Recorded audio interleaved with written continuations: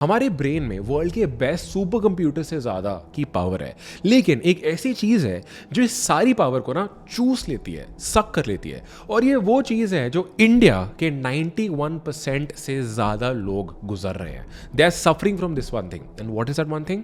It's pornography. और इस video में बात करेंगे जब भी आप पोर्नोग्राफी देखते हो तो आपके ब्रेन में एक्चुअली होता क्या है। आपके ब्रेन को लगता है कि आप ना जंगेज खान हो। अब जंगेज खान कौन था? A very famous man. Genghis Khan की 500 बीवियां थी। इस इंसान ने ऑलमोस्ट सारे एशिया को कैप्चर कर लिया था। As he was capturing the entire continent, he had access to thousands of women, जिस वजह से he physically got involved with 500 women until he lived.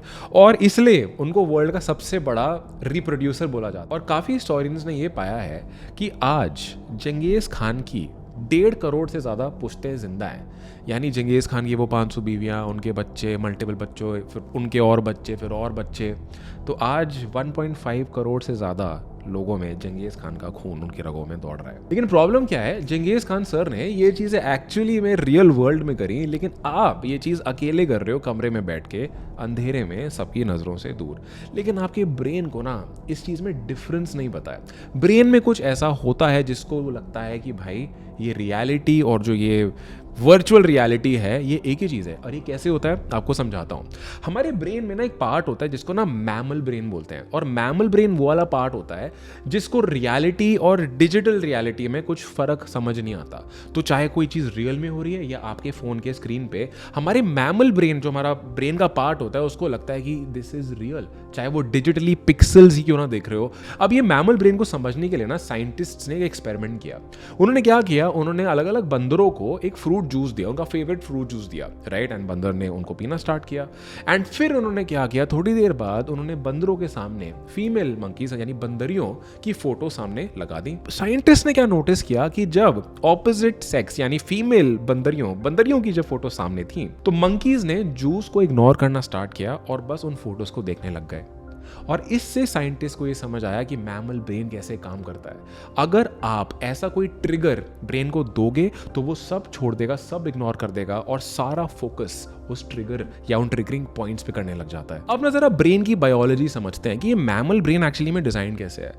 Human brain में मैमल ब्रेन का सबसे इंपॉर्टेंट काम रहा है मीटिंग अपॉर्चुनिटीज देखना। जब एक्चुअली में मान लो भाई आप एक पार्टनर के साथ हो, अपनी वाइफ के साथ हो, लेट्स से, वहां पे आप ट्रिगर होते हो एंड देन रिप्रोडक्शन होता है, सेक्स होता है, बट वो रियल वर्ल्ड में होता है। लेकिन जब आपका ब्रेन एक्चुअली फोन पे या लैपटॉप स्क्रीन पे कहीं पे भी उन चीज़ों को देख रहा है, इंस्टाग्राम पे उन चीज़ों को देख रहा है, ब्रेन को तो लग रहा है अरे ये तो मीटिंग अपॉर्चुनिटी है। मीटिंग अपॉर्चुनिटी यानी बच्चा बनाने की अपॉर्चुनिटी है। इसीलिए बॉडी में वो सारी चीज़ें होती हैं, वो सारे हार्मोन्स रिलीज होते हैं, वो सारे बॉडी चेंजेस होते हैं जो तब होते हैं जो एक्चुअली में मीटिंग अपॉर्चुनिटीज करने के लिए होते हैं। बट उसको ये नहीं पता कि ये मीटिंग अपॉर्चुनिटीज रियल नहीं है। बट ब्रेन को लगता है कि आप हो जंगेज खान। जंगेज खान सर ने पूरी लाइफ टाइम में 500 वुमेन के साथ physically he got involved and he had babies.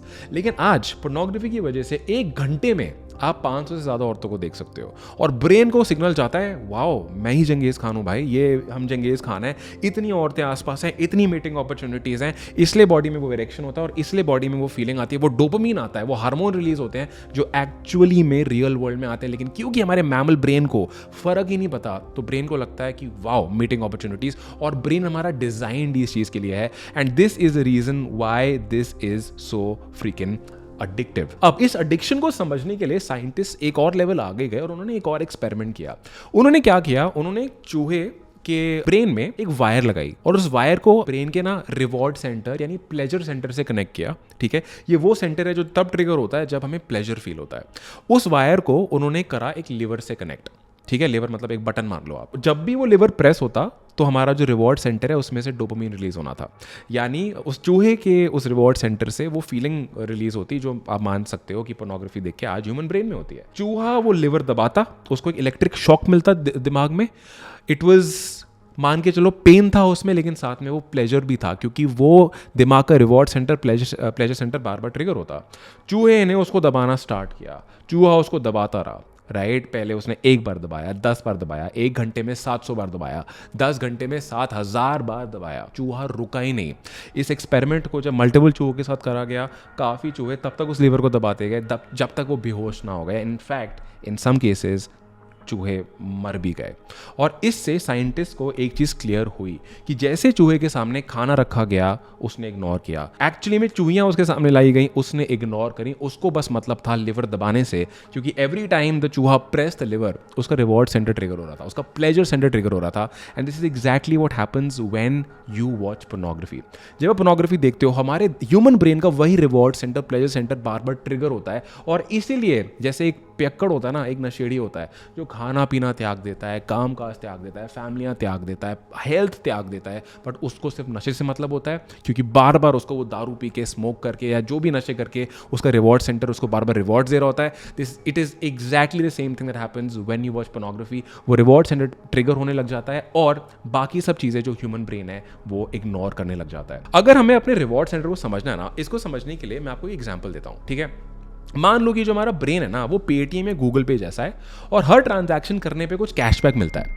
अब मान लो भाई आपने मम्मी के हाथ का खाया खाना तो आपको मिला 50 रुपये कैशबैक। फिर मान लो भाई आप अपने दोस्तों के साथ सनसेट देखने गए या आप बीच पे हो सनसेट देख रहे हो, आपको क्या बात है 75 रुपये का कैशबैक मिल गया, मज़ा आ रहा है। फिर मान लो यार आपकी कोई गर्लफ्रेंड है, वाइफ है, या आपका पहला किस हुआ, आपको लगा वाह 200 रुपये कैशबैक मिल रहा है। फिर क्या हुआ, मान लो यार you actually had sex with your partner, you actually had sex with your wife, let's say 500 रुपये कैशबैक। तो ब्रेन को रिवॉर्ड्स मिल रहे हैं, गूगल पे पेटीएम ब्रेन मान लेते हैं तो रिवॉर्ड पे रिवॉर्ड मिल रहे हैं। लेकिन वहीं आता है सिस्टम में ग्लिच, किसके फॉर्म में, पोर्नोग्राफी के फॉर्म में। आप पहली पॉर्न वीडियो देखते हो आपको मिलता है 500 रुपये का कैशबैक, क्योंकि वो जो कैशबैक का लेवल है ना, वो जो रिवॉर्ड सेंटर ट्रिगर होता है वो pleasure is equal to sex, क्योंकि मैमल ब्रेन को डिफरेंस पता ही नहीं है डिजिटल रियलिटी मतलब डिजिटल वर्ल्ड में और एक्चुअल रियलिटी में, राइट। उसके बाद आप भाई करते हो यार अब 500 रुपये कैश में मज़ा नहीं आ रहा है, मुझे और चाहिए, क्योंकि ब्रेन ऐसे ही काम करता है। आप एक नई कैटेगरी में घुसते हो कि यार अलग कैटेगरी देखूंगा, 700 रुपये कैशबैक। फिर आप क्या करते हो, मल्टीपल टैब्स खोलना स्टार्ट करते हो, अलग अलग वीडियोस खोल के बैठ जाते हो कि मैं बदलता रहूंगा 1000 रुपये कैशबैक। फिर आपको लगता है नहीं अब इनफ नहीं है, मुझे और कैशबैक चाहिए, तो वो एक्सट्रीम कंटेंट देखने लग जाता है। वो लेवल बढ़ाता रहता है या वो पे करके एक्सेस लेता रहता है, 1000 रुपये कैशबैक, राइट। लेकिन एक पॉइंट के बाद ब्रेन को समझ आने लग जाता है कि कुछ तो गड़बड़ है, कि मुझे कैशबैक पे कैशबैक तो हो रहा हूँ और ये रिवॉर्ड सेंटर ट्रिगर तो बार बार हो रहा है, लेकिन कोई दिक्कत है, मतलब समथिंग इज मिसिंग। क्या मिसिंग है वो मैमल ब्रेन कभी समझ नहीं सकता। तो ब्रेन को जब ये समझ आना स्टार्ट होता है, ब्रेन को लगता है ये सारी ट्रांजैक्शंस ना फेक हैं, क्योंकि ब्रेन को समझ आता है कि एक्चुअली में असली इंसान के साथ तो कुछ हो ही नहीं रहा है। तो इस टाइम पे क्या होगा, ब्रेन इस कैशबैक का जो लेवल है ना वो कम करना स्टार्ट कर देता है। अब जो चीज़ करके पहले 1000 रुपये कैशबैक मिल रहा था, अब ब्रेन एक्चुअली में वो जो कैशबैक है उसका वैल्यू 100 रुपये हो जाता है, 75 रुपये हो जाता है। कि जैसे मान लो पहले महीने में एक वीडियो देख के 500 कैशबैक मिल रहा था, छठे महीने में सेम चीज़ देख के 200 रुपये मिलेगा, एक साल बाद शायद 50 रुपये मिलेगा और दूसरे साल शायद कैशबैक मिलेगा ही नहीं। इसका ये मतलब है कि ब्रेन के डोपामिन रिसेप्टर्स बंद होना स्टार्ट कर देते हैं, यानी रियल लाइफ प्लेजर से कम कैशबैक मिलता है। इससे क्या होता है, हर अचीवमेंट खाली लगती है, हर मेहनत, कोई मेहनत करने का मन नहीं करता, हर रिलेशनशिप बोरिंग लगता है, जैसे मेरे एक सब्सक्राइबर राज के साथ हुआ। अभी कुछ महीने पहले मेरे को एक सब्सक्राइबर ने ईमेल किया, मैं उनका नाम चेंज कर रहा हूँ, और उन्होंने मेरे से कुछ शेयर करना स्टार्ट किया। राज उनका नाम मान लेते हैं। राज 13 साल के थे जब उन्होंने सबसे पहले एक बिकनी फोटो देखी, दिल की धड़कनें बढ़ी, एक्साइटमेंट हुई। जब वो 14 साल के हुए तो बिकनी फोटो उनको बोरिंग लगने लग गई, ठीक है। तो उन्होंने क्या किया, मुझे वीडियोस देखनी चाहिए, दोस्तों से सुन लिया, गूगल पे चले गए, फोन का एक्सेस सबके पास होता है। 15 साल के हुए तो वो जो नॉर्मल वीडियोस थी जो वो देख रहे थे उनको वो बोरिंग लगने लग गई। उसके बाद उन्होंने मल्टीपल टैब्स खोलने स्टार्ट कर दिए। फिर राज भाई साहब 16 साल के हुए, उन्होंने नॉर्मल वीडियो से लगा इससे कुछ नहीं हो रहा यार, अब मुझे ना अलग अलग कैटेगरीज पकड़नी पड़ेगी। 18 साल में उनको खुद पे शर्म आने लग गई कि यार मैं ये कर क्या रहा हूँ, और 20 साल में जब उनकी एक्चुअली में गर्लफ्रेंड बनी उससे उसको एराउजल ही नहीं आया, यानी सही टाइम पे उसकी बॉडी में वो ट्रिगर हो ही नहीं जो होने चाहिए थे when he was with an actual girl, with an actual woman. This is what happened with राज। क्यों? क्योंकि ब्रेन को बस एक्सट्रीम सिचुएशन की आदत पड़ गई थी। और ये एकदम वही बात होगी कि जैसे मान लो पहले एक मिर्ची खाती हवाइयाँ उड़ती थी, इतनी मिर्चियाँ खा लें कि यार 10 मिर्चियाँ खिला दो फर्क ही नहीं पड़ेगा। That's exactly what happens with the brain। अब ब्रेन के इस पार्ट को समझने के लिए साइंटिस्ट ने क्या किया, ब्रेन का स्कैन किया उन्होंने, और एम ही किसी रैंडम ब्रेन को स्कैन नहीं किया, उन्होंने पॉर्न यूजर्स के ब्रेन का स्कैन किया और कंपेयर किया नॉर्मल लोगों से जो कि एडिक्शन से नहीं गुजर रहे थे। हमारा जो रिवॉर्ड सेंटर होता है ना, उस रिवॉर्ड सेंटर के पार्ट्स को दोनों ब्रेन्स में कंपेयर किया गया। एक तरफ था ब्रेन एक नॉर्मल इंसान का बिल्कुल एडिक्शन फ्री, और एक तरफ था पॉर्न एडिक्ट। पॉर्न एडिक्ट के ब्रेन में ये पाया गया कि जो हमारा रिवॉर्ड सेंटर होता है यानी प्लेजर सेंटर होता है वो ज़रूरत से ज़्यादा छोटा था। क्यों?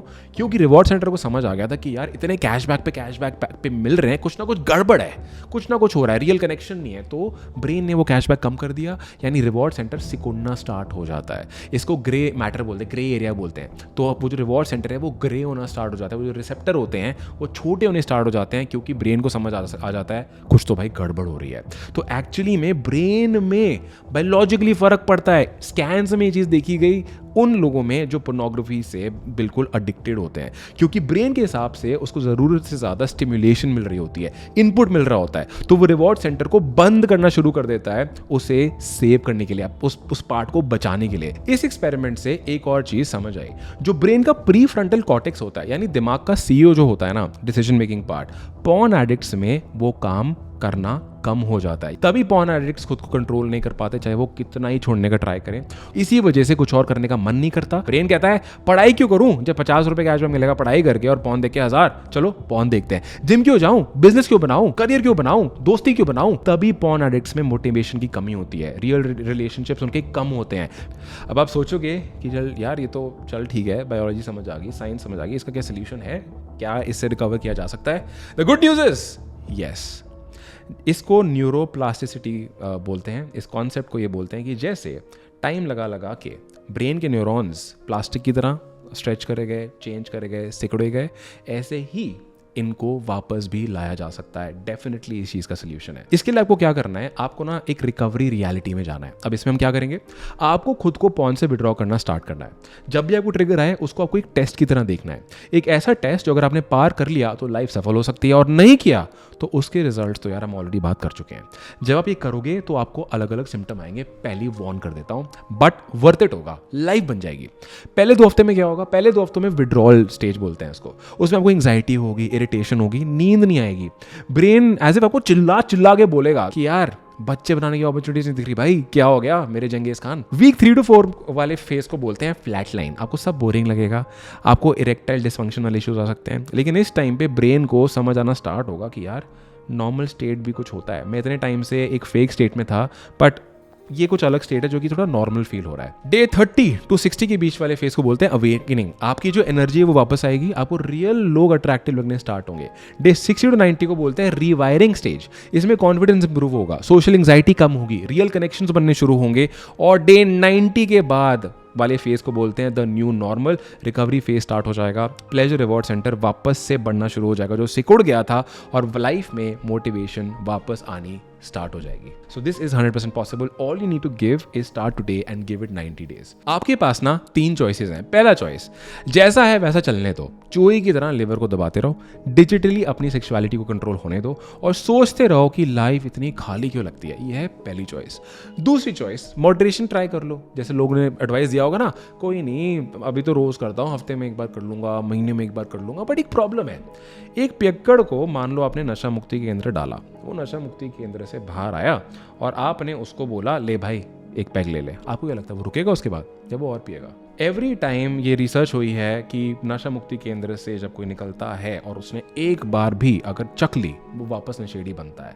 द ओनली पीपल जो बच पाए हैं वो हैं जिन्होंने उसके बाद दारू को कभी हाथ ही नहीं लगाया, क्योंकि एक बार हाथ लग गया, एक बार जीभ लग गई तो उस नशे में आप फंसोगे। तो मॉडरेशन तो भाई सोल्यूशन नहीं है, आप वापस वहीं चले जाओगे जिस चीज़ से हम भागना चाह रहे हैं। And then you got the final choice number 3, which is kill the devil.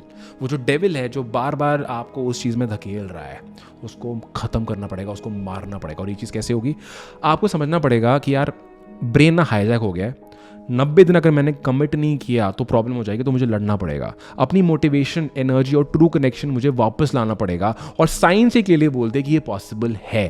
तो आपको ना अपने दिमाग को बचाना है, अपने फ्यूचर को बचाना है, अपने आने वाले रियल रिलेशनशिप्स को बचाना है। देखो यार, हमारा जो ब्रेन है ना, ये इस पूरे यूनिवर्स का सबसे सोफिस्टिकेटेड एलिमेंट है।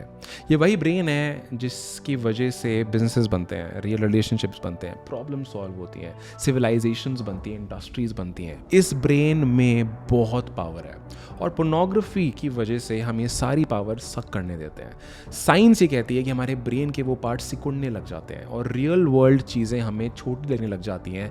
Like I explain the cashback concept to you. तो इस ब्रेन की जो पावर है ना, इसको हमें रिक्लेम करना है। ये रिक्लेम करने का हमने सिंपल 90 डे प्लान आज बात कर लिया है। I highly suggest you if you are addicted to porn, आज उसको त्याग दो। डिफ़िकल्ट होगा, बिल्कुल आसान नहीं होगा।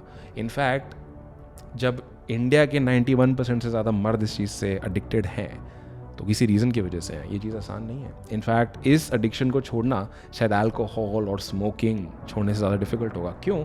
क्योंकि ये एडिक्शन के ना रिजल्ट्स इतने बाहर दिखते नहीं है, लेकिन अंदर ना ये बैंड बजा देते हैं। औरतों को देखने का तरीका बदल जाता है, इरेक्टाइल डिस्फंक्शन वाले इश्यूज़ आते हैं, सेल्फ कॉन्फिडेंस इश्यूज़ आते हैं। And I know how it is. मैंने इस टॉपिक पे पहले भी वीडियोस बनाई हैं, अगर आप चाहो आप देख सकते हो, उसके कमेंट्स जाके पढ़ सकते हो। मुझे बहुत ईमेल्स भी आते हैं, and I know how fucking painful that is. But the choice has always been in your hands and the choice still is in your hand. आपके हाथ में वो चॉइस हमेशा थी, है और रहेगी। अगर ज़रूरत लगे इस वीडियो को फिर से देख लेना। अगर इस वीडियो से कुछ समझ आया मुझे कमेंट करके बताना। इस वीडियो को शेयर ज़रूर करना, because this is a pandemic, this is a big problem. और ये मैसेज मैं चाहता हूँ सही लोगों तक पहुँचे। मेरी एक टेलीग्राम कम्युनिटी है, फ्री कम्युनिटी है, वहाँ पे मैं इस तरह का कंटेंट शेयर करता रहता हूँ जो आपको हेल्प करे to become a better version of yourself. उसका लिंक नीचे है, तो आप उसको ज्वाइन कर सकते हो। कमेंट करके मुझे ज़रूर बताना वीडियो कैसी लगी। और अगर ऐसा ही सेल्फ इंप्रूवमेंट के ऊपर, सेल्फ मास्टरी के ऊपर और कंटेंट चाहते हो तो मेरे इस चैनल को सब्सक्राइब कर सकते हो। And I am gonna see you in the next video, and remember, it's always been in your hands.